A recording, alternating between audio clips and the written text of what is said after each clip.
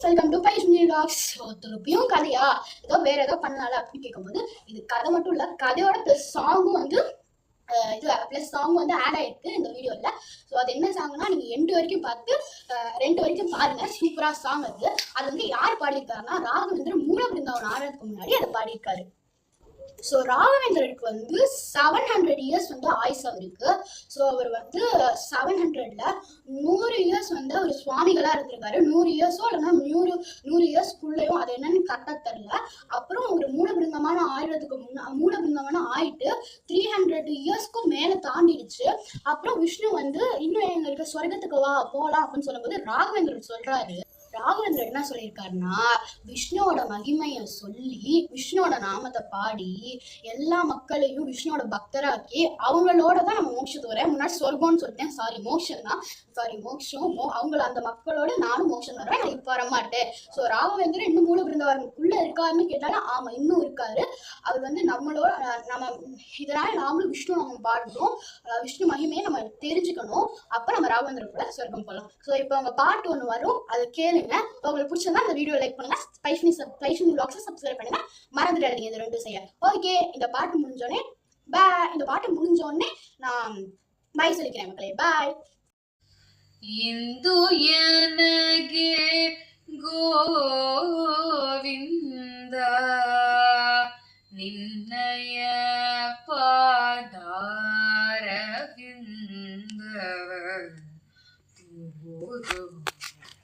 ಮುಕುಂದನೇ ಮುಕುಂದನೇ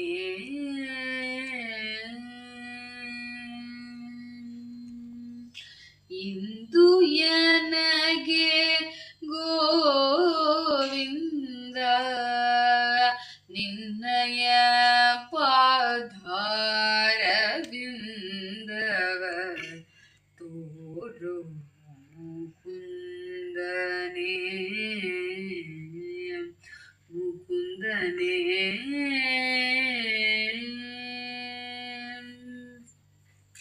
ಸುಂದರ ವದನನೇ ನಂದ ಗೋಪಿಯ ಕಂದ ಮಂದರೋದ್ಧಾರ ಆನಂದ ಇಂದಿರಾ ರಮಣ ಇಂದು ಎನಗೆ ಗೋವಿಂದ ನಿನ್ನಯ ಪಾದಾರವಿಂದವ ತೋರು ಮುಕುಂದನೇ ಮುಕುಂದನೇ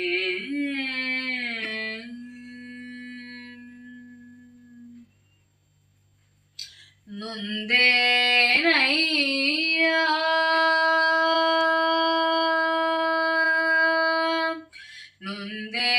ನೊಂದೇನಯ್ಯ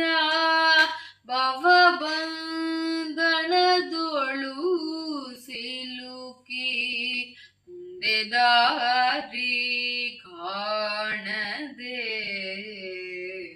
ಕುಂತಿದೆ ಜಗದುಳು ಕಂದನಂದೆನ್ನ ಕುಂದುಗಳಾಡಿಸದೆ ತಂದೆ ಕಾಯೋ ಕೃಷ್ಣ ಕಂದರ್ಪ ಜನಕನೇ ಇಂದು ಎನಗೆ ಗೋವಿಂದ ನಿನ್ನಯ ಪಾದಾರವಿಂದವ ತೋರು ಮುಕುಂದನೇ ಮುಕುಂದನೇ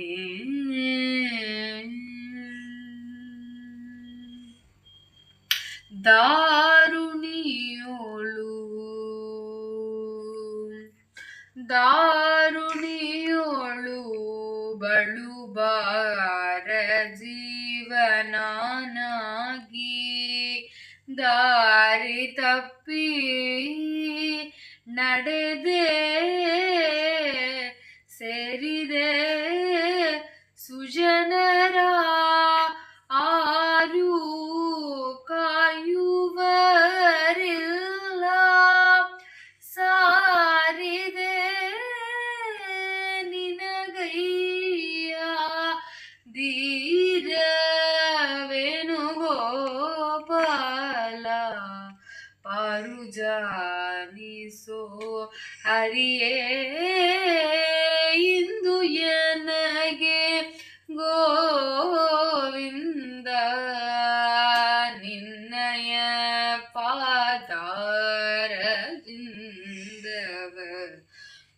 ಗುರು ಮುಕುಂದನೇ